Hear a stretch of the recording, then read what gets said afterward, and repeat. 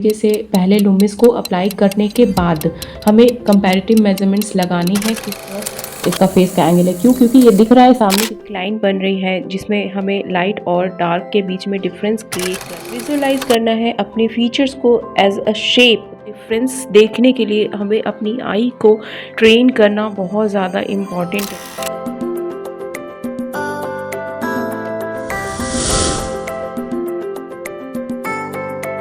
Hey, hello friends, welcome back to my YouTube channel.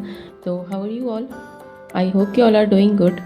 तो जैसे कि मैंने लास्ट वीडियो में बताया था लुमिस हेड के स्ट्रक्चर के बारे में कि लुमिस हेड किसी भी पोर्ट्रेट को स्टार्ट करने से पहले हमें लुमिस हेड की स्टडी क्यों करनी चाहिए और हम किस तरीके से उसको हम अपने फेस में अप्लाई कर सकते हैं इन डिफरेंट एंगल में, ठीक है। और ये भी बताया था मैंने कि नेक्स्ट की वीडियो में मैं कंपैरेटिव मेजरमेंट्स के ऊपर बात करूँगी। तो आज हम उसी को लेकर बात करने वाले हैं, कंपैरेटिव मेजरमेंट्स के थ्रू किस तरीके से पोर्ट्रेट को ड्रॉ करना है। तो लुमिस तो हमने अप्लाई कर लिया था, अब हम यहाँ पे देखेंगे कि किस तरीके से पहले लुमिस को अप्लाई करने के बाद हमें कंपैरेटिव मेजरमेंट्स लगाने हैं किस तरीके से और उसकी क्या ज़रूरत है, मतलब हम क्यों कंपैरेटिव मेजरमेंट्स लगाकर किसी पोर्ट्रेट को ड्रॉ करते हैं। तो उसके लिए सबसे पहले हम जानते हैं कि कंपैरेटिव मेजरमेंट्स होता क्या है। तो पहले भी मैंने बहुत सारी वीडियो में बात करी है कि कंपैरेटिव मेजरमेंट्स क्या होता है और उसको हम किस तरीके से अपने सब्जेक्ट के ऊपर अप्लाई करते हैं। तो कंपैरेटिव मेजरमेंट्स का मतलब होता है कि अपने ही जो भी हमारा रेफरेंस है उसी के डिफरेंट साइड्स को एक दूसरे के साथ कंपेयर करना और उनको मेज़र करना। सपोज़ ये फेस है तो उसमें हमें चेक करना होगा कि जो इसका जो मैक्सिमम विड्थ है वो लेंथ के कितना है, ठीक है। फिर आइज़ का प्लेसमेंट जैसे हमने कर लिया, सपोज़ यहाँ लुमिस के हिसाब से हमने आइज़ की प्लेसमेंट कर ली, तो वो आइज़ पूरे फेस के कितने पार्ट में आ रहा है। सपोज़ ये पूरा फेस अगर हम देखें हॉरिजेंटली तो ये आइज़ जो है दोनों आइज़ को मिला दिया जाए तो 2 आइज़, और इधर भी अगर देखा जाए तो ऑलमोस्ट ये सेंटर में डिवाइड हो रहा है इस पूरे फेस के, है ना। मतलब पूरा आइज़, दोनों आइज़ हाफ पोर्शन में आ रहा है और हाफ इधर जो बचा हुआ स्पेस है वो हाफ है ना, इस तरीके से। और फिर उसके बाद देखना है कि जो हमारा फोरहेड का पोर्शन है, सपोज फोरहेड का पोर्शन इतना बड़ा है ना, तो ये फोरहेड का पोर्शन नोज़ से कितना बड़ा है, ये थोड़ा सा छोटा है ना। इसका मतलब मीन्स कि ये जो फोरहेड का जो पोर्शन है ये नोज़ के पोर्शन से थोड़ा सा छोटा है ना। और फिर इसमें आप देख सकते हैं कि ये जो नोज़ से लेकर जो चिन का जो पोर्शन है बहुत ज़्यादा बड़ा है नोज़ के पोर्शन के अकॉर्डिंग और फिर फोरहेड के अकॉर्डिंग, ठीक है। तो इसी को हम कहते हैं कंपैरेटिव मेजरमेंट्स, मतलब कि जो हमारे फेस के जो भी फेस या फिर कोई भी हम रेफरेंस ले रहे हैं उनके ही डिफरेंट साइड्स को एक दूसरे से कंपेयर करना और मेजरमेंट लेना, ठीक है। तो इसमें एक चीज़ बहुत ध्यान देनी है कि अगर आपके जो मेजरमेंट्स आपने ली है अगर वो मेजरमेंट्स गलत हुआ तो बाकी सारे मेजरमेंट्स भी गलत हो जाएंगे। तो इसीलिए आपको ध्यान रखना है और बहुत ही ज़्यादा एक्यूरेसी पे फोकस करना है, ठीक है। तो चलिए इस वर्क में स्टार्ट करते हैं कि किस तरीके से हमें करना है। तो सबसे पहले क्या करना है, आपको इस पूरे फेस में लुमिस को अप्लाई करना है, ठीक है। अब आप देख सकते हैं यहाँ पे किस तरीके से मैं एक सर्कल ड्रॉ कर रही हूँ और पूरे लुमिस के स्ट्रक्चर को इस फेस के ऊपर ड्रॉ कर रही हूँ। मतलब मेजर जो लाइंस होती है, आई लाइन, नोज़ लाइन, साइड के सर्कल्स, उन सभी को मैं यहाँ पे ड्रॉ कर रही हूँ और इस पर्टिकुलर फेस के एंगल को समझने की कोशिश कर रही हूँ।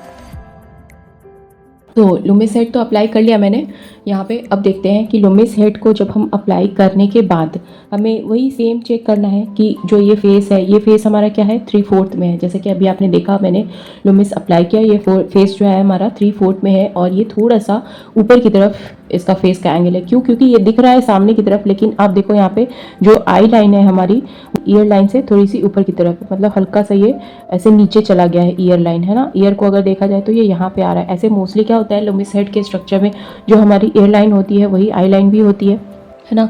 तो यहाँ पे और यहाँ पे नोज़ लाइन जो है वो भी एंडिंग ऑफ ईयर का जो नीचे का जो पोर्शन होता है वो भी हमारा नोज़ लाइन में होता है। तो यहाँ पे भी आप देख सकते हो ये नोज़ कहाँ चला गया है, यहाँ पे ऑलमोस्ट स्लिप से थोड़ा सा ऊपर की तरफ स्टार्ट हो रहा है, ठीक है। फिर उसके बाद आप मेज़र करो, जैसे अभी मैंने बताया फोरहेड का जो पोर्शन है वो नोज़ वाले पोर्शन से थोड़ा छोटा है।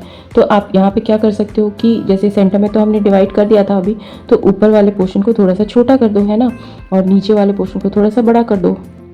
या फिर उसके कंपेयर में जैसे जितना आपने हेयर लाइन लिया है जितना आपने ये वाला लिया है उससे थोड़ा सा बड़ा बना दो नोज़ लाइन को, और उसी अकॉर्डिंग फिर जितना बड़ा है कंपेयर करके, जैसे नोज़ का इतना है पे आ रहा है ना, तो उसी के अकॉर्डिंग कंपेयर करके यहाँ से थोड़ा सा नीचे जा रहा है, ऑलमोस्ट थोड़ा सा यहाँ तक आ रहा था नोज़, है ना, तो उससे थोड़ा सा ज़्यादा ले सकते हो। उसके बाद हम चेक करेंगे कि ये जो लाइन है, आई जो जहाँ से स्टार्टिंग होती है वहीं पे नोज़ का पोर्शन भी एंड होता है ना, तो वो चीज़ देखनी है। फिर यहाँ से 3/4 है तो इधर कितना ज़्यादा है, ऑलमोस्ट ये अगर 1 आई के बराबर देखा जाए तो यहाँ पे 1 आई का गैप है ना, ईयर और आइज़ के बीच में, है ना, तो ये वाला जो गैप है ये आप 1 ईयर के बराबर ले सकते हो। फिर इसके बाद जो हमारा ईयर का पोर्शन है, तो आप देख सकते हो ईयर थोड़ा सा छोटा है आई से, है ना, उसके अकॉर्डिंग आप थोड़ा सा मेज़र कर लो, छोटा कर लो इसको, है ना। फिर ये लिप देखना है कि ये कहाँ तक आ रहा है। लिप इसमें देखो आप बहुत नीचे है, मतलब ये वाला जो गैप है ये बहुत ज़्यादा है, नॉर्मली इतना नहीं होता, तो यही आपको देखना है। ये वाला जो पोर्शन है, ये वाला, है ना, ये पोर्शन आप देख सकते हो, नोज़ से कंपेयर कर सकते हो, जैसे हाफ ऑफ नोज़ के बराबर है ना, तो हाफ नोज़ के बराबर का डिस्टेंस पे आप लिप ड्रॉ कर सकते हो, है ना। फिर उसके बाद हाफ, तो ये पोर्शन हो गया, और नीचे का हाफ से थोड़ा सा ज़्यादा ले सकते हो इस तरीके से, है ना। फिर उसके बाद इधर आपको देखना है कि ये अगर, क्योंकि अब देखो फेस का जेस्चर भी अलग अलग होता है, अगर ये पर्सन स्माइल कर रहा होता तो हो सकता है इसका लिप थोड़ा सा और बाहर की तरफ होता, है ना, थोड़ा सा और वाइड होता, तो इसीलिए हमें ज़रूरत पड़ती है, क्योंकि अलग अलग एंगल में अलग अलग पर्सन का अलग अलग मतलब उस पर्सन को एग्जैक्ट मैच कराने के लिए एक पॉइंट का भी अगर डिफरेंस होता है, एक mm के बराबर का भी डिफरेंस होता है, तो फेस चेंज हो जाता है। तो इसीलिए आपको कंपैरेटिव मेजरमेंट्स करने की ज़रूरत है। जैसे यहाँ पे नोज़ से थोड़ा सा आगे की तरफ निकला हुआ है लिप, है ना, थोड़ा सा, ये ज़्यादा नहीं है, तो यही चीज़ आपको देखना है कि ये कहाँ पे ख़त्म हो रहा है। फिर और क्या चेक कर सकते हैं, फिर ये देखना है कि ये जो शर्ट का पोर्शन है ये कहाँ से स्टार्ट हो रहा है, पीछे कॉलर का जो पोर्शन है ये शर्ट से ये लिप से थोड़ा सा नीचे है, फिर इधर का पोर्शन है ये कहाँ से स्टार्ट हो रहा है, फिर एंगल क्या है, भी लाइन हम ड्रॉ कर रहे हैं उसका एंगल क्या है, सपोज ये जो लाइन है, ये जो लाइन हम ड्रॉ करेंगे इसका एंगल क्या है, फिर ये जो लाइन हम ड्रॉ करेंगे इसका एंगल क्या है ना, फिर ये ईयर जो ड्रॉ करेंगे उसका एंगल क्या है, कहीं ऐसा ना एंगल ड्रॉ कर दें हम, तो ये एंगल चेक करना है। एंगल और मेजरमेंट्स अगर आपके सही होंगे तो आपका पोर्ट्रेट का स्ट्रक्चर सही हो जाएगा, ठीक है। तो इसीलिए हमें कंपैरेटिव मेजरमेंट्स करने की बहुत ज़्यादा ज़रूरत होती है किसी भी पोर्ट्रेट को ड्रॉ करने के लिए, ठीक है। अब देखो ये वाला पोर्शन है, ये शर्ट का जो ये वाला लाइन है ये ऑलमोस्ट नोज़ के पास से आ रहा है ना, फिर ये वाला उसी से थोड़ा सा आगे की तरफ, मतलब इस तरीके से छोटे छोटे मेजरमेंट्स को आपको चेक करते रहना है। और ऐसा नहीं कि आपने एक बार चेक कर लिया तो उसी पे टिके रहना है, नहीं, ऐसा नहीं करना है, हमें बार बार रीचेक करना है, क्योंकि जो भी हम मेजरमेंट्स करते हैं वो इसी पेंसिल के थ्रू करते हैं, इस पेंसिल को इस तरीके से मेज़र करते हैं, है। तो यहाँ पे डेफिनेटली हो सकता है अगर हम बहुत ज़्यादा मतलब हमने प्रैक्टिस नहीं करी तो डेफिनेटली गलतियाँ होंगी और वो मिलीमीटर का डिस्टेंस रह ही जाता है। तो जितनी ज़्यादा हमने अपनी आई को ट्रेन करी है विथ प्रैक्टिस, उतना ज़्यादा हम अपने मेजरमेंट्स को एक बार में एक्यूरेट कर पाएंगे, है ना। तो चलिए स्टार्ट करते हैं। सबसे पहले मैंने यहाँ पे जिस तरीके से मैंने बताया था कि लुमिस को अप्लाई करना है, तो इसलिए मैंने यहाँ पे सबसे पहले सर्कल बना लिया, और जो ये वर्टिकल लाइन थी, नोज़ की जो लाइन थी, जो जिसे हमारा फेस का एंगल जो होता है वो ड्रॉ कर लिया, ठीक है। फिर इसके बाद साइड सर्कल ड्रॉ किया और उनके साथ साथ ही जो हेयर लाइन होती है और नोज़ लाइन होती है वो भी ड्रॉ कर लिया, ठीक है। और जैसे मैंने मेजरमेंट्स बताए हैं वैसे ही मेज़र करते हुए आपको सारी लाइंस ड्रॉ करनी है। और ध्यान रखें जो भी लाइंस आप ड्रॉ कर रहे हैं तो आपको पेंसिल ओवर हैंड ग्रिप में ही पकड़ना है और स्ट्रेट लाइन में सिंप्लीफिकेशन करनी है। जो हम कर रहे हैं अभी, दिस इज़ कॉल्ड सिंप्लीफिकेशन, ठीक है। अब सेम जो मैंने आपको बताया यहाँ पे कि जो फोरहेड का पोर्शन है, नोज का पोर्शन है और चिन का पोर्शन है, उन सारे को मेज़र करते हुए जैसे मैंने अभी बताया कि जो फोरहेड का पोर्शन है वो नोज़ वाले पोर्शन से थोड़ा छोटा है, तो आप देख सकते हैं यहाँ पे मेज़र करते हुए मैंने उसी अकॉर्डिंग लिया है। और चिन का जो पोर्शन है, नोज से लेकर जो चिन का जो डिस्टेंस है उसको थोड़ा बड़ा रखना है, तो उसी अकॉर्डिंग मैंने यहाँ पे मार्किंग कर लिया, है ना। अब देखो नोज़ का जो एंडिंग पार्ट है और आईज़ का जो स्टार्टिंग पार्ट है उसके लिए मैंने एक डॉट डाल दिया ताकि मुझे एक आइडिया मिल जाए कि हाँ यहीं से मुझे आईज़ स्टार्ट करनी है, ठीक है। और जो भी लाइंस मैं डाल रही हूँ, जो भी मेरी कोशिश यही है कि मैं जहाँ तक जितना लंबा मैक्सिमम लंबे लंबे स्ट्रेट लाइन में सारी चीज़ों को, जो भी लाइंस मैं डाल रही हूँ उनको स्ट्रेट लाइन में डालूँ, मैक्सिमम स्ट्रेट लाइन में। ठीक है, कहने का मतलब कि जितनी लंबी लाइन जा रही है, जो लाइन मैं डाल रही हूँ उसको जितनी लंबी जा रही है, छोटे मोटे कर्व्स नहीं देखने हैं आपको अभी। ऐसा नहीं कि अभी से ही आप फेस मैच कराने के पीछे लग गए और छोटे छोटे कर्व्स ऐड करने लगे, छोटे छोटे जो डिफरेंसेस है स्ट्रेट लाइन में उनको आप ड्रॉ करने लगे। नहीं, यहाँ पे अभी मैं कोशिश कर रही हूँ कि जिस भी लाइन को मैं ड्रॉ कर रही हूँ वो जहाँ तक जितनी लंबी जा रही है उसको पहले मैं वहाँ तक डालूँ।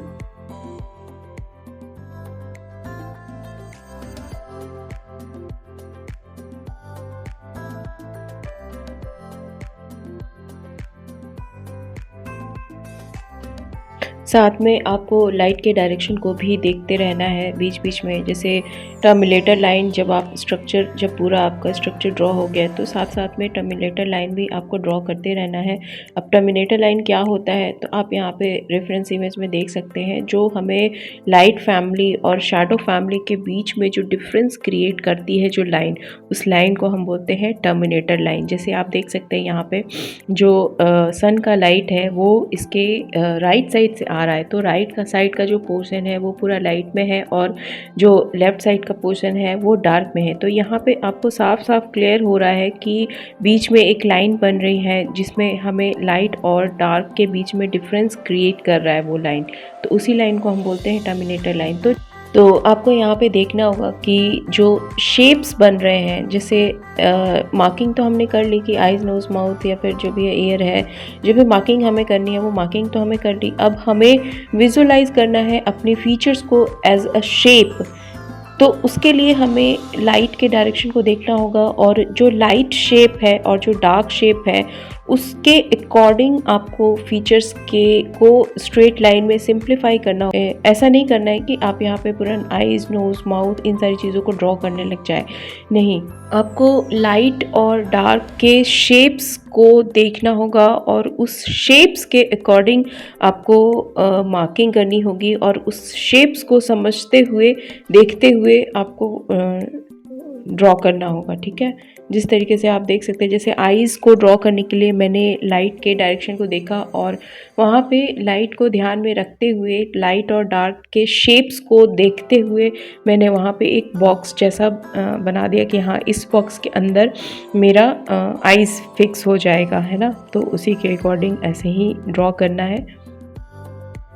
और शेप्स में विजुअलाइज करने के लिए आप अपने रेफरेंस को, अपनी आई को थोड़ा सा स्क्विंट करके भी आप देख सकते हैं, क्योंकि जब हम अपनी आई को स्क्विंट करते हैं तो हमें फेशियल फीचर्स ये सब बहुत ज़्यादा डिटेल में नहीं दिखते हैं और वो थोड़ा ब्लर पोजीशन में एक शेप्स में हमें दिखते हैं। तो हमें बहुत ज़्यादा शेप्स को आइडेंटिफाई करने में ईजी होता है और हम ईज़िली लाइट और डार्क को ईज़िली अपने जो भी हमारा फेशियल फीचर है उनको हम शेप्स में विजुअलाइज कर पाते हैं। ठीक है, तो इसी तरीके से आपको शेप्स में विजुअलाइज करना है और जो भी शेप्स आपको दिख रहा है उसको स्ट्रेट लाइन में ही ब्लॉक करना है। इस प्रोसेस को हम बोलते हैं ब्लॉकिंग मेथड, जिसमें हम कंपैरेटिव मेजरमेंट्स की टेक्निक्स के थ्रू सारी चीज़ों की मार्किंग करते हैं और शेप्स में विजुअलाइज करते हुए सारे जो भी फीचर्स हैं उनको हम ड्रॉ करते हैं।